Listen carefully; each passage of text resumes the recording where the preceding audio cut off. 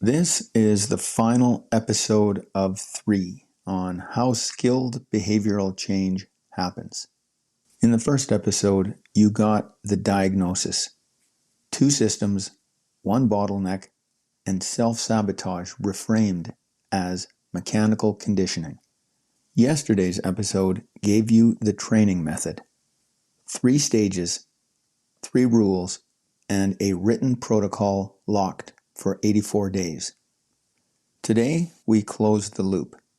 The training is not the end. It is the input to a process that governs your life, whether you are aware of it or not.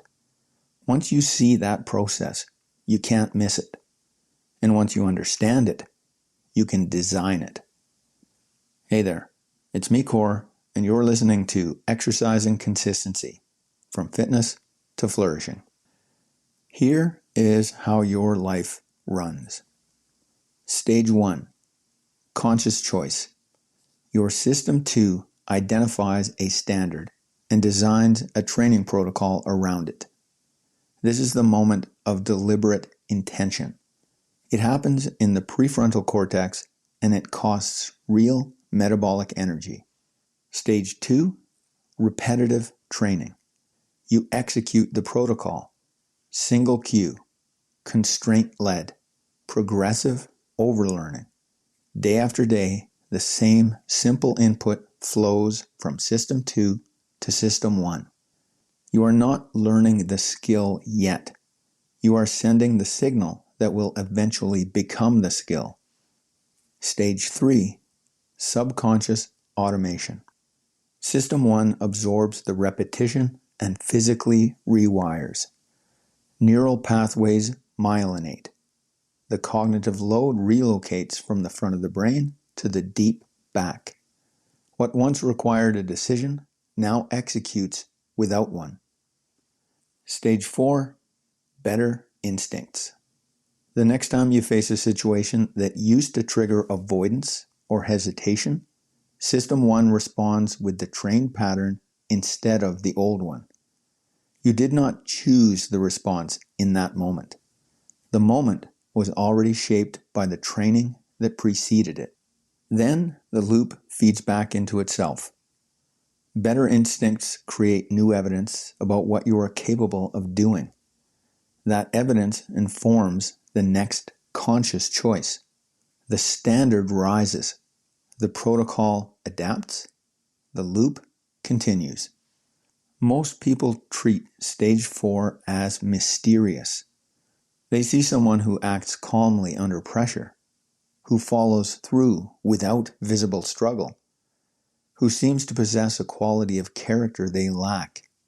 They call it discipline or willpower or natural talent.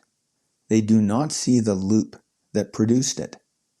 The loop is invisible from the outside, but once you know it exists, you recognize it everywhere. The loop clarifies a distinction that most personal development advice handles poorly. You do not control your immediate impulses. When System 1 fires an avoidance response in the moment of action, that response is already in motion. The neural pathway already exists. The signal has already traveled. You cannot stop the first impulse any more than you can stop your body from requiring oxygen by holding your breath. But you can choose to take control of your future programming. System 2 can design the training. System 2 can execute the protocol. System 2 can decide what input System 1 receives day after day until the old pathways weaken and the new ones solidify. All of that is up to you. It's an act of imagination and planning. This is the functional equivalent of the Stoic dichotomy of control. You are not responsible for the automatic reactions that arise from your conditioning. You are entirely responsible for the conditioning you choose to install from this point forward. The past delivered you to this moment. The future is written by the protocols you run today. There is one skill that sits above the others in this context. It's called cognitive flexibility, knowing when to hand the steering wheel from System 2 to System 1 and back again. The mistake is using both systems at once. System 2 sets the objective, the boundaries, and the preparation. Once the action begins, System 2 must step into an observer role, focusing on external sensory input rather than internal monologue. This is called trained intent. You consciously decide to stop deciding. The paradox is real, and it works. In the optimal state of action, explicit conscious processing shuts down entirely. Neuroscientists call this transient hypofrontality. The prefrontal cortex goes quiet.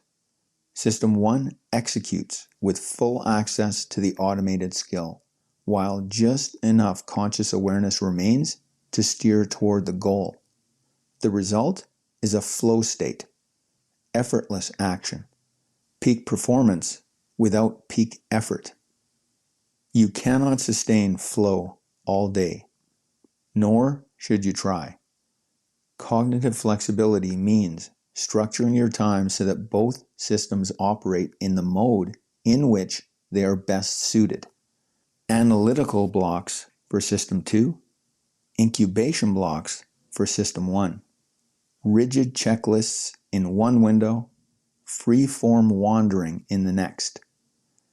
Mastery is not using one system exclusively. It's knowing which system the moment requires and handing off cleanly. The loop is already running. At around age 3, children begin developing basic cognitive flexibility and impulse control. This allows for the direction of System 1, which has been in place since birth. Every avoidance protocol you now struggle against was installed by a loop you did not know had been conditioned without your System 2 input, or one you had designed poorly. What you need to ask yourself is, am I designing the input deliberately or letting circumstances do it for me? When you understand the loop, your role becomes clear. You are not the athlete. You are not the trainer. You are the architect. You write the protocol. You set the constraint. You design the system. Then you let the loop do what loops do.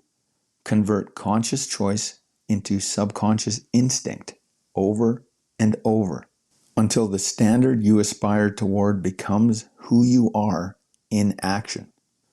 That is how you create complex behavior change. Consistent focus on the standard, simple rules, repetitive training. That is the work.